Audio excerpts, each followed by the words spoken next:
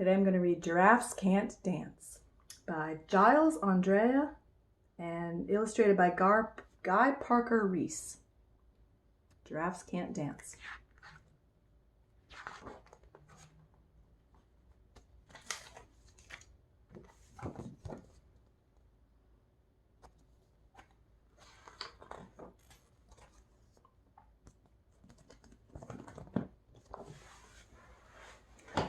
Gerald was a tall giraffe whose neck was long and slim, but his knees were awfully crooked and his legs were rather thin.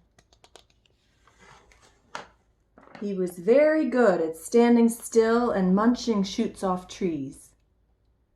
But when he tried to run around, he buckled at the knees.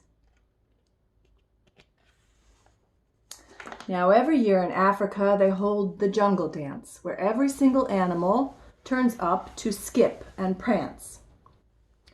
And this year, when the day arrived, poor Gerald felt so sad, because when it came to dancing, he was really very bad.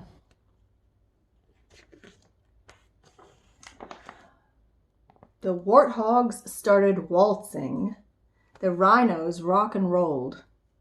The lions danced a tango that was elegant and bold. The chimps all did a cha-cha with a very Latin feel. And 8 baboons then teamed up for a splendid Scottish reel.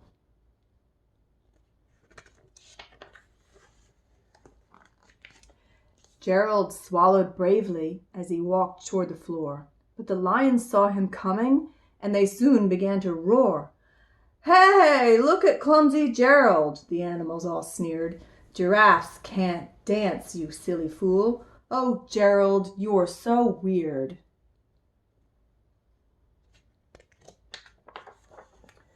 Gerald simply froze. He was rooted to the spot.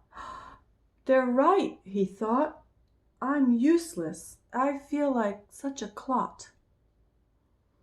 So he crept off from the dance floor and he started walking home. He'd never felt so sad before, so sad and so alone. Then he found a little clearing and he looked up at the sky. "The moon can be so beautiful," he whispered with a sigh. "Excuse me," coughed a little cricket who had seen Gerald earlier on. "But sometimes when you're different, you just need a different song." Listen to the swaying grass and listen to the trees. To me, the sweetest music is those branches in the breeze. So imagine that the lovely moon is playing just for you. Everything makes music if you really want it to. With that, the cricket smiled and picked up his violin. Then Gerald felt his body do the most amazing thing. His hooves had started shuffling, making circles on the ground. His neck was gently swaying and his tail was swishing round.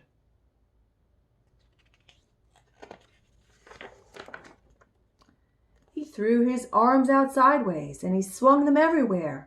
Then he did a backward somersault and leapt up in the air.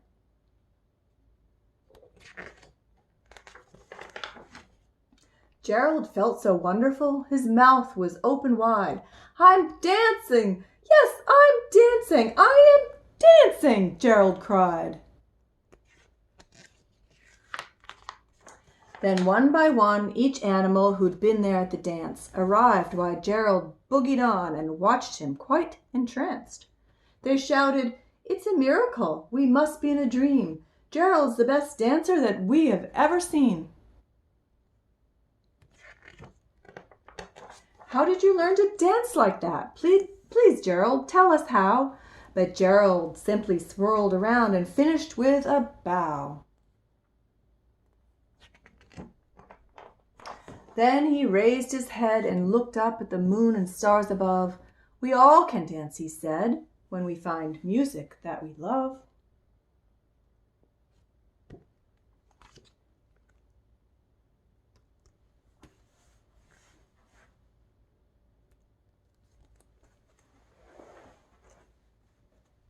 Bye, everyone. Hope you enjoyed that. See you soon.